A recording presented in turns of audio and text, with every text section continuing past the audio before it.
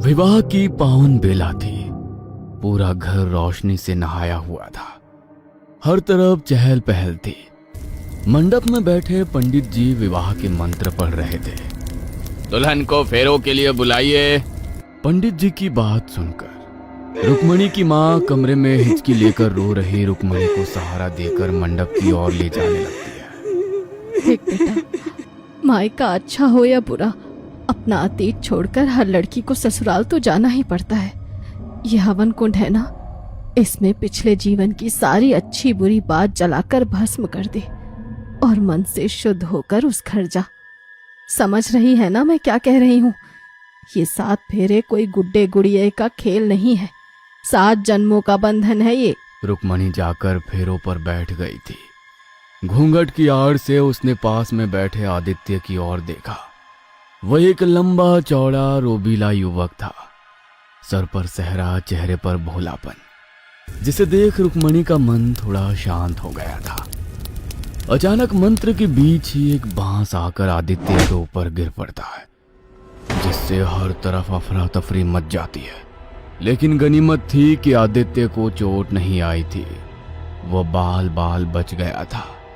किसी तरह सबको शांत करने के बाद फेरे हुए और फिर गांव की औरतें आकर दूल्हे के हाथ में मेहंदी लगाकर उसे बधाई देने लगी। अभी 1-2 लोग ही बधाई दे पाए थे कि आदित्य चेहरे से कुछ बेचैन नजर आने लगता है।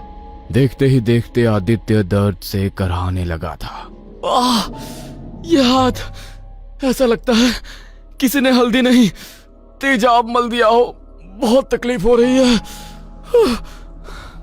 जब रुक्मणी ने आदित्य का हाथ देखा तो उसकी आंखें हैरानी से फटी रह गई। वाकई उसकी हथेली पूरी तरह से झुलस गई थी और शरारतवश उसके कुर्ते पर लगाए गए हल्दी के निशान लाल रंग के खून से सने निशान में बदल गए थे। क्या गलती हो गई हमसे? एक के बाद एक ये कैसे अपशगुन हुए जा रहे हैं? बड़ी माँ को फोन कर दिया है, वो कुल देवी की पूजा की पूरी व्यवस्था कर देंगे। विदाई के बाद बहू और आदित्य के हाथ से सबसे पहले कुल देवी को पूजा अर्पण करेंगे। देखना, सब मंगल होगा। ये खून से सना कुर्ता पहनकर तो मेरा बेटा यहाँ से विदाई ना करेगा। न जाने कहाँ से ये खून के धब्बे मेरे बेटे की शादी की शेरवानी पर आकर लग गए। मेरा तो बहुत ही जी घबरा रहा है। आप क्यों परेशान होती हैं बहन जी? हमने दामाद जी के लिए जोड़ा बनवाया है ना, वही पहनकर विदाई होगी। आप ठहरिए, मैं अभी मंगवाती हूँ। रुक्मणी की माँ एक खूबसूरत पीला कुर्ता पैजामा लाकर दामाद आदित्य के हाथ में दे देती है। लेकिन जैसे ही आदित्य उस कुर्ता पजामा को खोलता है, उसकी आंखें हैरानी से खुली रह जाती है। इस कुर्ते पजामे में जगह जगह छेद नजर आ रहे थे। ऐसा लगता था किसी ने कैंची से बुरी तरह उसे कुतर दिया है। अब तो मुझे भी ये किसी की साजिश समझ में आ रही है। आखिर कौन होगा जो दामाद बाबू के साथ ये सब करेगा? मुझे ऐसी नजरों से मत देखो माँ, ये सब मैंने नहीं किया। कुर्ते पजामे में इस तरह से छेद देख आदित्य की माँ वहीं पर सर पकड़कर रोने लगते हैं। हे भगवान, ना जाने किसकी काली नजर लग गई है मेरे बेटे को। अब तो मेरा बड़ा जी घबरा रहा है। ना जाने कैसे ये बारात वापस हमारे दरवाजे तक पहुंचेगी। फिक्र मत करिए बहन जी, आदित्य बाबू अब सिर्फ आपके बेटे नहीं, हमारे दामाद भी हैं। अपनी जान से भी ज्यादा उनका सम्मान और स्वास्थ्य प्यारा है हमें। बारात को विदा करने से पहले मैं उनका उतारा करूंगी। जो भी काली नजर उनके ऊपर होगी वो टल जाएगी। रुक्मणी की माँ नींबू, लड्डू, लौंग, सिंदूर और काले तिल लेकर दामाद के ऊपर से 7 बार घुमाती है और उसे ले जाकर एक सुनसान चौराहे पर रख देती है। बहन जी, आप बेफिक्र होकर बारात लेकर जाइए। यकीन मानिए अब कोई अनिष्ट नहीं होगा। ये विधि अकाट्य है। समधन की बात सुनकर आदित्य के माता पिता बारात लेकर वापस अपने घर लौट जाते हैं। बारात को विदा हुए अभी कुछ ही घंटे बीते थे और इधर गहराते अंधेरे के साथ रुक्मणी की माँ की हालत बिगड़ने लगी थी। उसे बार बार अपनी आंखों के सामने एक काला साया नजर आ रहा था, जो अचानक ही उसकी नजरों से ओझल हो जाता। वो ना चल पा रही थी, ना ही भोजन का एक भी निवाला उसके गले से नीचे उतर रहा था। रात का तीसरा पहर रहा होगा। रुक्मणी की माँ चंबा का शरीर बुखार से बुरी तरह टूटने लगता है। सुनते हैं जी, ये बहुत अशुभ संकेत है। मेरी हालत देख रहे हैं, दामाद जी के ऊपर किसी बहुत बुरी शक्ति की नज़र पड़ गई है। तभी उनकी नज़र उतारने के बाद भी मेरी इतनी बुरी हालत हुई है। मेरा ये टोटका सिर्फ कुछ ही घंटे काम करेगा और उसके बाद वो शक्ति फिर से उनके ऊपर हावी हो जाएगी। समधन जी को फोन लगाइए, उन्हें सावधान करिए, इस बात को हल्के में ना ले।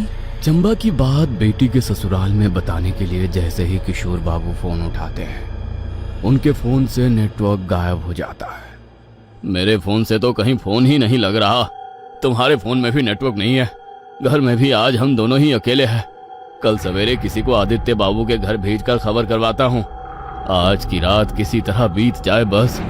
अचानक चंबा के कानों में एक डरावनी आवाज गूंजती है। रुक्मणी सिर्फ मेरी है, मैं उसे पाकर ही रहूंगा। हमारे रिश्ते को हवन कुंड में जलाने की सलाह दी थी ना तूने, अब तो जलेगी। सुनिए, जल्दी आइए, यहाँ कोई है। मुझे अभी कोई काला साया नजर आया।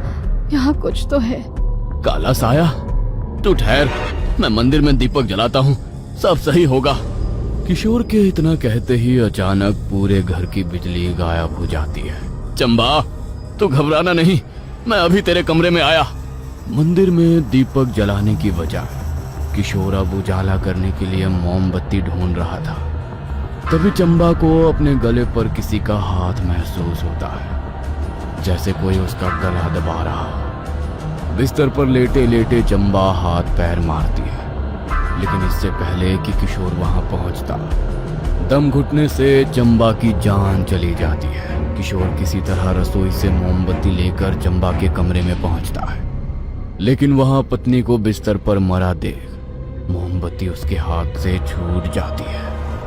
अगले ही पल पर्दे से होते हुए आग पूरे घर में फैल गई थी और उसी आग में जलकर किशोर की मौत हो जाती है। अगली सुबह रुक्मणी के दरवाजे पर एक बहुत मनहूस खबर लेकर आई थी। शादी के एक दिन बाद अपने माता पिता को खो देने का दर्द रुक्मणी को भीतर से पूरी तरह तोड़ गया था। लेकिन इस मुश्किल समय में आदित्य ने हर पल उसका हाथ थामे रखा था। परिवार में मृत्यु हुई है। अब अगले 1 साल तक हम कुलदेवी को भोग नहीं चढ़ा सकेंगे। समझ नहीं आता कि ये सब क्या अनहोनी हो रही है। एक के बाद एक सब अशुभ ही घटित हो रहा है। अगले दिन कुसुम मुंह दिखाई के गहने देने के लिए रुक्मणी के कमरे में पहुंचती है, तो वहां आदित्य और रुक्मणी को एक दूसरे के करीब देखकर अपने कदम वापस पीछे ले लेती है। अच्छा है, दोनों करीब आ रहे हैं।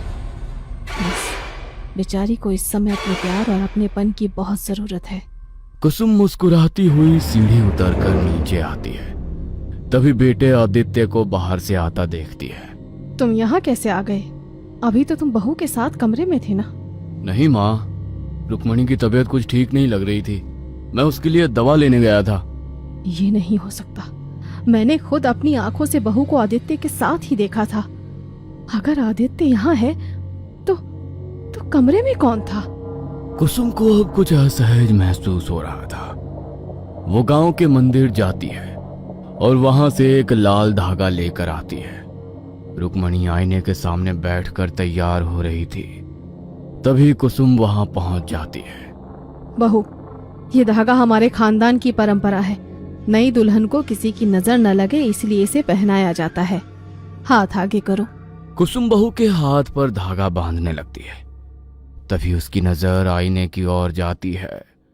बहू रुक्मणी के पीछे एक काला साया खड़ा हुआ था, जो लगातार उसे ही घूर रहा था। ये नजारा देख कुसुम का कलेजा डर से कांप उठा था। कुसुम के हाथ कांपने लगे थे। कांपते हाथों से वो बहू के हाथ पर धागा बांधने लगती है। तभी धागा उसके हाथ से छूटकर नीचे गिर जाता है। जैसे ही वो धागा उठाने के लिए झुकती है, उसका शरीर अकड़ जाता है, जैसे किसी शक्ति ने उसके शरीर को मरोड़ दिया हो। कुसुम को अगले ही पल किसी के गुस्से से गुर्राती आवाज सुनाई देती है और डर से कुसुम के होंठ थरथराने लगे थे। माँ जी, क्या हुआ आपको? आप ठीक तो है ना? अगले ही पल कुसुम उठकर सीधी खड़ी हो जाती है। मैं ठीक हूँ। मैं चलती हूँ। हे भगवान, बहू के ऊपर तो कोई काला साया है, तो इसी कारण ये सब अपशगुन हो रहा था।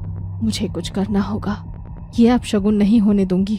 कुसुम लड़खड़ाते हुए सीढ़ी की ओर भागती है, लेकिन अचानक ही उसका पैर फिसलते हैं और वो सीढ़ियों से लुढ़कते हुए नीचे आ गिरती है। आदित्य और रुक्मणी कुसुम को लेकर अस्पताल पहुंचते हैं, लेकिन उसकी रास्ते में ही मौत हो जाती है। दुखों का पहाड़ टूट पड़ा था मानो उनके परिवार पर। एक के बाद एक हो रहे मौतों से सभी अपनी सोचने समझने की शक्ति लगभग खो चुके थे। दिन ढल गया था। रुक्मणी अपने कमरे में अकेले खिड़की के पास बैठी अपनी किस्मत पर आंसू बहा रही थी कि अचानक ही एक ठंडी हवा का झोंका उसके कानों को छू देता है। रुक्मणी को कानों में किसी की फुसफुसाहट सुनाई देती है। रुक्मणी, अब बस वो आदित्य बचा है, उसके बाद हम दोनों को एक होने से कोई नहीं रोक सकेगा। यह आवाज सुनकर रुक्मणी की जान मानो हलक में अटक गई थी। घबरा कर वो चारों ओर देखने लगती है। तभी रुक्मणी को पर्दे के पास एक काला साया नजर आता है। घबराओ नहीं, मेरे होते हुए वो आदित्य तुम्हें हाथ भी नहीं लगा सकेगा। तुम कल भी मेरी थी, आज भी मेरी हो और हमेशा मेरी ही रहोगी। जीते जी मैं तुम्हें पा ना सका, लेकिन अब मुझे कोई नहीं रोक सकता। मैं तुम्हारा पुष्कर ही हूँ। पुष्कर? तुम्हारे पिताजी ने कहा था ना कि जीते जी तुम कभी मेरी नहीं हो सकती, इसलिए खुद को खत्म कर लिया मैंने। अब मैं इस शरीर के बंधन से परे हूं। अब मैं तुझे पाकर ही रहूंगा। पुष्कर, ये क्या किया तुमने? तुमने अपनी जान दे दी, लेकिन क्यों? क्या तुम मुझे भूल कर आगे नहीं बढ़ सकते थे? ऐसा क्यों किया तुमने? गलत किया तुमने, बहुत गलत। आत्महत्या करना पाप है। तुमने बहुत बड़ा पाप किया है। मैं तुम्हें इस पाप के लिए कभी माफ नहीं करूंगी। आदित्य के परिवार वालों को मेरे बारे में बताना चाहते थे तेरे माँ बाप, इसीलिए दोनों को मार दिया मैंने। मेरा बदला पूरा हुआ और वो कुसुम तुझे मुझसे दूर करने के लिए धागा बनवा कर लाई थी। जो भी हमारे बीच में आएगा उसे मरना पड़ेगा, समझी ना तू? डरो मत, अब कोई हमें नहीं रोक पाएगा। मुझे ये सोचकर घिन आती है कि मैंने कभी तुम्हारे जैसे आदमी से प्यार किया था। प्यार त्याग करना सिखाता है, किसी की जान लेना नहीं सिखाता। खबरदार जो मेरे पति की ओर आंख भी उठाकर देखा। बातों का समय खत्म। तेरा आदित्य अब जिंदा लाश बनकर जिएगा और उसके शरीर पर कब्जा होगा मेरा। अचानक ही पुष्कर की आत्मा वहां से गायब हो गई थी। मुझे कुछ करना होगा। आदित्य मेरा सुहाग है। अपने अतीत को हवन कुंड की पवित्र अग्नि में स्वाहा करके इस रिश्ते को मन से स्वीकार किया है मैंने। अपने सुहाग की रक्षा करने के लिए मुझे अपनी जान भी देनी पड़ी तो मैं पीछे नहीं हटूंगी, चाहे जो हो जाए। पुष्कर आदित्य का कुछ नहीं बिगाड़ सकेगा। रात गहराती जा रही थी। आदित्य मां की अस्थियां विसर्जन करने के लिए पिता के साथ हरिद्वार गया हुआ था। रुक्मणी ने तय कर लिया था कि अब डरने का नहीं, लड़ने का समय है। वो सीधे घर के मंदिर में गई, कांपते हाथों से दिया जलाया और मंदिर से सिंदूर लेकर उसे देवी को अर्पण करने के बाद अपनी मांग में सजा लिया। कुलदेवी माँ, अगर सच में इस घर की रक्षा करती हैं तो आज मेरी भी रक्षा कीजिए, मेरे सुहाग की रक्षा कीजिए। जैसे ही उसने प्रार्थना पूरी की, मंदिर की घंटी अपने आप बजने लगी, ठन ठन ठन। अचानक हवा तेज हो गई और उसी हवा के साथ कमरे का दरवाजा जोर से बंद हो गया। पीछे से वही आवाज गूंजी, देवी देवता भी अब तुझे नहीं बचा सकते रुक्मणी, आदित्य को जाना ही होगा। रुक्मणी ने पीछे मुड़कर देखा। इस बार पुष्कर का साया पहले से भी ज्यादा भयानक था। लाल आंखें, जली हुई त्वचा और एक डरावनी मुस्कान। उसी वक्त आदित्य भी कमरे में आ गया, लेकिन उसकी आंखों में अजीब सा खालीपन था, जैसे उसमें कोई और हो। आदित्य। आदित्य के होठ हिले, लेकिन आवाज पुष्कर की थी, अब यह शरीर मेरा है। आदित्य लड़खड़ाते हुए धीरे धीरे रुक्मणी की तरफ बढ़ने लगा। तभी रुक्मणी को अपनी माँ की बात याद आई। हवन कुंड में अतीत को जला देना। उसकी नजर हवन कुंड की राख पर पड़ी, जो हवन के बाद अभी एक थाल में रखी थी। रुक्मणी ने झट से राख उठाई और मंत्र पढ़ते हुए आदित्य की ओर फेंक दी। जिस अग्नि में अपने अतीत को जलाकर मैं पवित्र हुई, उसी की शक्ति से मैं तुझे मुक्त करती हूँ। राख आदित्य के शरीर पर गिरते ही वो जोर जोर से तड़पने लगा। नहीं, यह नहीं हो सकता। कमरा कांपने लगा, दीवारों में दरारें पड़ने लगी। आदित्य बेसुध जमीन पर गिर पड़ा और पुष्कर की आत्मा उसे सामने दिखाई देने लगी। तूने भी धोखा दिया। मैं सच्चा प्यार करता था तुझसे। ये प्यार नहीं, जुनून और स्वार्थ है। तुम तो प्यार का मतलब कभी समझे ही नहीं पुष्कर। प्यार त्याग का नाम है, किसी की जान लेना प्यार नहीं। मुझे तुमसे प्यार नहीं है, नहीं है प्यार। मैं बस अपने पति से प्यार करती हूँ।